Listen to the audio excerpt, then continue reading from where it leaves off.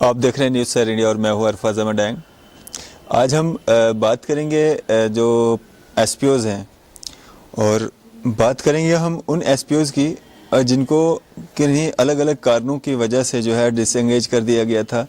और जब इन एसपीओज़ को डिसएंगेज किया था उस टाइम पे इतना कोई पाबंदी नहीं रहती थी ऑफिसर्स पे। वो जिसको मर्जी आते थे एसपीओज भर्ती भी करवा सकते थे, जिसको मर्जी आती थी उनको जो है जॉब से बाहर भी कर देते थे और पूछताछ जो है वो नहीं हुआ करती थी।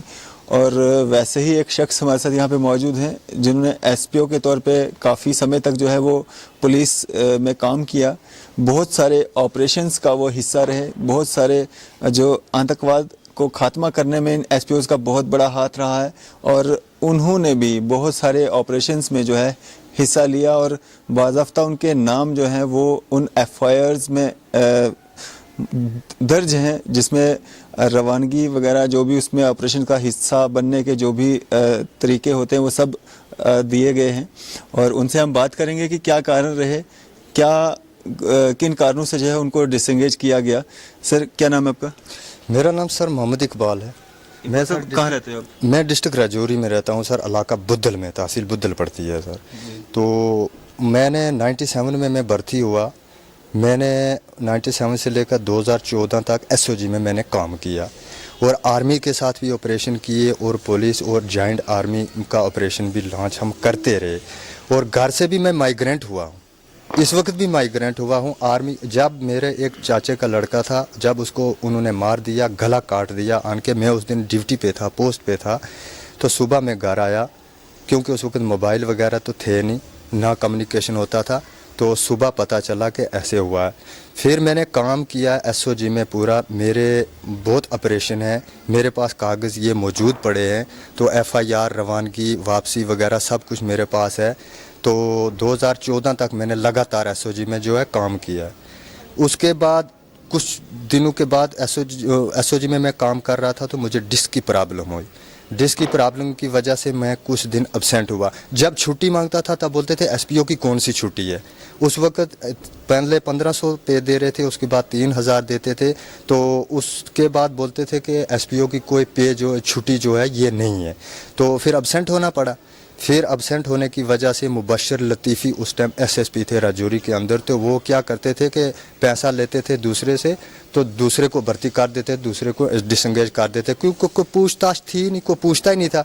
तो घर से फिर माइग्रेंट भी हुए। मिलिटेंसी में जब काम करता है कोई तो फिर उस वक्त बहुत ज़्यादा मिलिटेंसी थी, तो फिर घर से माइग्रेंट होना पड़ा। फिर आर्मी के कारण, जी सर, फिर मैं रहा आर्मी कैंप के पास, एक रूम मैंने रखा उधर। तो ऐसे ही दिया, मेरे पास पैसा तो था नहीं कि मैं किराए पर रहता। वहाँ एक शख्स ने दिया कि तू इधर रह जा, तो तुझे घर से प्रॉब्लम है, तुझे मार डालेंगे वो, तो तू इधर। फिर मैं कुछ दिन उधर रहा, इस वक्त भी उधर ही हूँ अभी भी। तो उसके बाद मैंने एडीजी साहब के पास मैं चला गया। वेद साहब थे, उन्होंने कहा नहीं जी कुछ नहीं होता जी इधर। फिर डीजी साहब के राजेंद्रा के पास चला गया, उसने फाइल रख दी, अभी तक उस फाइल का कुछ नहीं हुआ। फिर मैं आईजी साहब के पास गया, उसने भी कहा कि अब क्या हो सकता है जी एसपीओ का। ठीक है जी, मैं वापस आ गया। फिर मैं एसएसपी के पास चला गया, उसने भी फाइल रखी, देखेंगे जी अगर कुछ हुआ तो कर देंगे। फिर डीआईजी साहब के पास चला गया, उसने भी कहा जी फाइल रख दो जी इधर। फाइल उधर रखते रहे, इस वक्त तक मैं पीछा करता रहा, किसी ने हमारी सुनाई जो है वो नहीं। मैं आपका शुक्रगुजार हूँ जो आप हमारे बातें, जो बातचीत हमारी सुन रहे हो। रिक्वेस्ट है हमारी कि हमारा भी किसी सतह तक ये बात जो है ये पहुँचे, क्योंकि हमने काम किए हैं। 14 मिलिटेंट तो इस वक्त भी जो है वो मेरे पास मौजूद है। कुछ एफआईआर अभी ली नहीं है। दरहाल में काम किया, राजौरी एसओजी में काम किया, बुद्धल में किया, कोट चरवाल में किया, जहाँ जहाँ भी किया वो मेरे पास एफआईआर मौजूद है। वापसी रवानगी भी सब कुछ है, लेकिन कोई बात हमारी जो है वो सुनता नहीं। इकबाल सर, मैं जानना चाहूँगा आपसे, ये जो बुक है ये क्या है? मैं चाहूँगा कि आप दिखाएं इसको। स्टोर किया, इसमें मैंने 97 से लेकर 2014 तक मैंने जो हमारा क्लोथिंग वगैरह मिलती थी ना, ये वो बुक है जी। ये भी मैंने अभी ये आपने मतलब इसमें यूनिफॉर्म वगैरह जो भी यूनिफॉर्म, शूज़ वगैरह, जुराबें, जो भी कुछ मिलता था गवर्नमेंट की तरफ से, कुछ भी उसमें हमारा वो काटते थे वेलफेयर। ये तो कब तक लिया आपने? ये 2014 तक लिया है सर। 2014 तक 2014 तक सर। ये FIR नंबर है, ये SP दफ्तर से पूरी डिटेल निकाली है सर। ये FIR लगी है, ये नंबर, ये कौन कौन से दफ़े कैसे कैसे, ये जनाब महकमा पुलिस को खुद पता है कि कैसे लगाते हैं और क्या करते हैं। ये पूरा मैंने डिटेल वहाँ से निकाल के लाई है। बिल्कुल ये सर है सड्डा दरकेरी जंगल, इसमें 4 मिलिटेंट है सर, किल्ड 4 मिलिटेंट इसमें। ये सर दूसरी है कंट्रोल मोड़ा बिना, ये भी 4 इसमें है सर, 4 इसमें काम किया।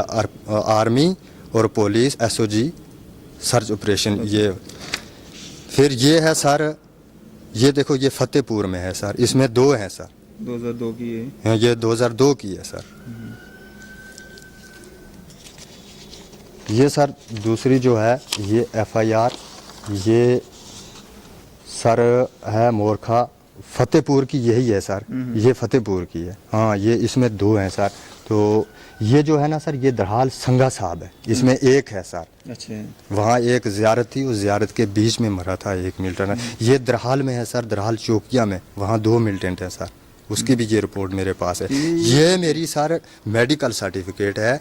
इसमें डिस्क की प्रॉब्लम जो हुई थी वो बाद में भी ये मैंने लगा के भी नाल उसके साथ मैंने दी, लेकिन उन्होंने इस पर भी गौर कोई नहीं की इस वक्त तक। ये इसी की वजह से मैं डिसंगेज हुआ था सर। अच्छा। ये पूरी रिपोर्टें सर उन्होंने डॉक्टर साहब से ली हैं, बनवा के उन्होंने दी हैं।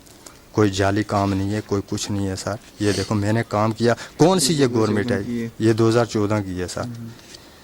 ये भी 14 ये भी 14 की है सर।